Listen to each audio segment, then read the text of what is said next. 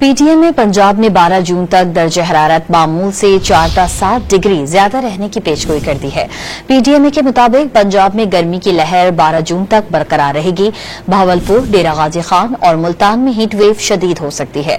तर्जुमान PTM के मुताबिक सरगोधा में सबसे ज्यादा दर्ज हरारत 47 सेंटीग्रेड रिकॉर्ड किया गया।